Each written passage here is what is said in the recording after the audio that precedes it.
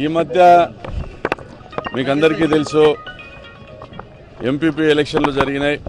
Ramagiri MPP election కూడా జరగాల్సింది, quorum లేక వాయిదా పడింది.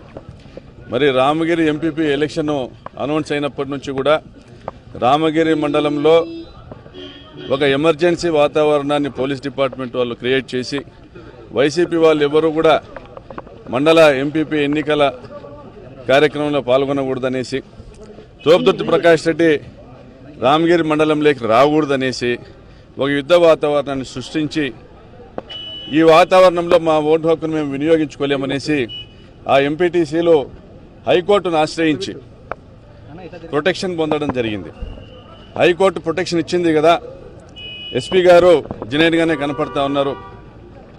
మరి ఎస్పీ గారిని నమ్మి మనం అప్పచెప్దాము అనేసి ఎంపీటీసీలందరినీ కూడా బాగేపల్లి చెక్ పోస్ట్ దగ్గర పోలీస్ డిపార్ట్మెంట్కి అప్పచెప్పాం.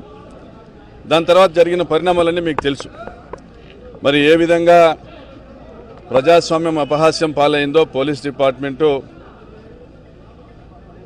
అధికారం పక్షాన, అధికార పార్టీ పక్షాన, పరిటాల సునీత పక్షాన నిలబడిందో, ఏ విధంగా ఇది ఒక ప్రశ్నంగా మారిందో అందరికీ తెలుసు. మరి ఈ సందర్భంగా ఎంపీటీసీలతో పాటు క్యాంపుకు పోయినటువంటి జయచంద్రారెడ్డి, పాపిరెడ్డిపల్లి నాయకుడు జయచంద్రారెడ్డి ఇంటి మీద పలుమార్లు దాడి జరిగితే పోలీసులు వెళ్లారు, మా కంప్లైంట్ మీద నామమాత్రపు చర్యలు తీసుకున్నారు. మరి ఆ రోజే గట్టి కట్టడి చర్యలు తీసుకొని ఉంటే ఎవరైతే దాడులు చేశారో ఈరోజు హత్య కేసుల నిందితులు, ఆ రోజు జయచంద్రారెడ్డి ఇంటి మీద రాళ్లతో దాడులు చేసిన రోజే వాళ్ళని కన్ఫైన్ చేసింటే, అరెస్ట్ చేసింటే, చర్యలు తీసుకుంటే ఈ హత్య జరిగేది కాదు. 2 రోజుల పాటు వరుసగా దాడులు జరిగాయి. 3వ రోజు ఈరోజు జయచంద్రారెడ్డికి అండగా నిలబడినందుకు కురుబ మజ్జిగ లింగమయ్యని హత్య చేయడం మనం చూస్తున్నాం.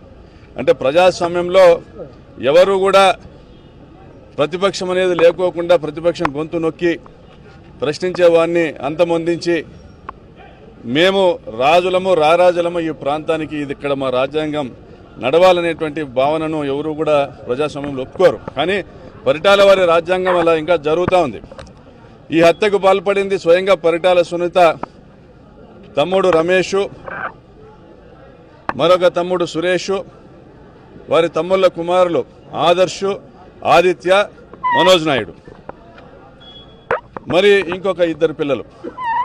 మరి స్వయంగా పరిటాల సునీత రక్త సంబంధికులు ఈ హత్యకు పాల్పడితే చట్టం చేసేటువంటి ఒక శాసనసభ్యురాలుగా ఆమె ఈ హత్యలు ప్రోత్సహిస్తే మరి చంద్రబాబు నాయుడు గారు ఏం మెసేజ్ ఇవ్వదలుచుకున్నారు రాష్ట్రానికి?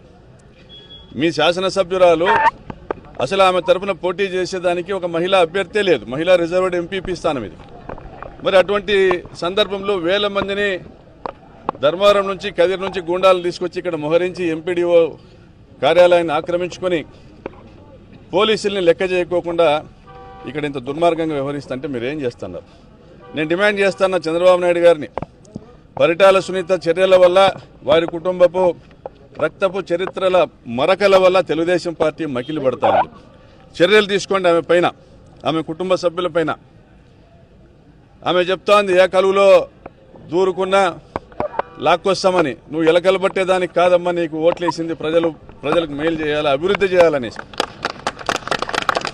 మరి ఈ నెల రోజుల్లో గమనిస్తే కురుబ కిష్టప్ప గారు రిటైర్డ్ జడ్జి గారి పైన మీ దాష్టీకము, పోలీసు అధికారులు ఆయనను మెడబట్టి తోయడం చూశారు ప్రజలు.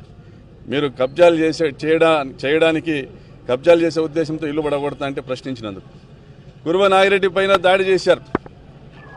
ఎన్నికలలో భాగమైనటువంటి అనెక్సర్ 1, అనెక్సర్ 2 సబ్మిట్ చేయడానికి వెళ్తే ఒక అడ్వకేట్గా. అదేవిధంగా కురుబ బాలన్న మీద దాడి చేశారు మీ బంధువులు సిద్ధరాంపురంలో. ఈ ప్రతి ఒక్క దాడిలో మీ బంధువుల హస్తం ఉంది. మరి ఈరోజు అదే కురుబ కులానికి సంబంధించినటువంటి నాయకుడు లింగన్నను హత్య చేశారు, మళ్ళీ మీ బంధువులే. నిన్న ఉషశ్రీ చరణ్ గారు, ఆమె పైన కూడా కేసు నమోదు చేశారు. ఎందుకు ప్రశ్నించాం? మేమేం చేసాం? మేము చేసిన తప్పేంది? పోలీసులు మేము దుర్భాషలాడామా? తెలుగుదేశం పార్టీ గూండాలు వచ్చేసి హైకోర్టు రక్షణలో ఉన్నటువంటి ఎంపీటీసీలను ఎత్తుకెళ్తా ఉంటే వాళ్ళని దుర్భాషలాడాం. మరి వక్రీకరిస్తూ పోలీస్ డిపార్ట్మెంట్ మీద మేము దుర్భాషలాడామని అక్రమంగా మా మీద కేసులు పెడతా ఉన్నారు. మీరు న్యాయం చేస్తారని నమ్మి, పోలీస్ డిపార్ట్మెంట్ నమ్మి ఎస్పీ గారికి మెసేజ్ పెట్టానమ్మా మేము పూర్తిగా మిమ్మల్ని నమ్ముతాం, మీ మీద ఆధారపడి వస్తానమనేసి. మరి ఆ నమ్మకంతో వచ్చినందుకు ఏం చేసింది పోలీస్ డిపార్ట్మెంట్? ఆ నమ్మకం నిలబెట్టుకుందా? కోర్టు ఆదేశాలు ఉన్నాయి, కోర్టు రక్షణ కల్పించింది పోలీస్ డిపార్ట్మెంట్ ద్వారా అనేసి నమ్మి వస్తే మీ అధికారులు చేసింది ఏంది? మీ అధికారులు ఆ జీపుల్లో ఏ జీపుల్లో అయితే మా ఎంపీటీసీలని పంపమని మీరు అడిగారో అదే జీపుల్లో పోలీస్ జీపుల్లోనే పంపితే మీ అధికారులు ఆ జీపుల్లోకి ఎక్కి పరిటాల సునీతతో వీడియో కాల్స్ మాట్లాడించి బెదిరింపజేసింది వాస్తవం కాదా? మీ కాకి సొక్కాల మీద, కాకి టోపీ మీద మీరు ప్రమాణం చేసి చెప్పండి. మీ టోపీకున్న 3 సింహాల మీద ప్రమాణం చేసి చెప్పండి. ఇది న్యాయమని అడుగుతా ఉన్నా. ఇది ప్రశ్నించినందుకు మా మీద కేసులు, మరి మా వైపు నిలబడినందుకు ఈరోజు లింగమయ్యను హత్య చేశారు. ఎన్ని హత్యలు చేస్తారు ఇంకా? మీ భర్త వల్ల ఈ జిల్లాకు చెడ్డ పేరు వచ్చింది, ఈ జిల్లాకు ఫ్యాక్షన్ జిల్లా అనేసి. మారండి, ఇప్పుడైనా మారండి. ఇంకా ఎన్ని సమిధలు కావాలి, ఎన్ని సమిధలు కావాలని ప్రశ్నిస్తున్న చంద్రబాబు నాయుడు గారు. ఇదేనా తెలుగుదేశం పార్టీ ఎజెండా? పవన్ కళ్యాణ్ గారు ఎందుకైనా మీకు ఓట్లు వేశారు? నేను ఒకటే చెప్తా ఉన్నా, ప్రేమతో దగ్గర తీసుకోండి, ప్రజలకు మీరు ఇచ్చిన హామీలు నెరవేర్చుకోండి, అభివృద్ధి చేయండి, ఈ కాలువ లైనింగ్ ఆపండి, రైతులకు అన్యాయం చేయొద్దండి, మంచి పేరు తెచ్చుకోండి, మళ్ళీ ఓట్లు అడగండి, సంతోషిస్తాం. కానీ దయచేసి దుర్మార్గాలు ఆపండి. ఆపని పక్షంలో తప్పనిసరిగా చరిత్ర రిపీట్ అవుతుందని కూడా మీకు హెచ్చరిస్తూ సెలవు తీసుకుంటాను. రిపీట్ అవుతుందని మీరు అనుకోవచ్చా? చరిత్ర రిపీట్ అవుతుందని హెచ్చరిస్తా ఉన్నాను.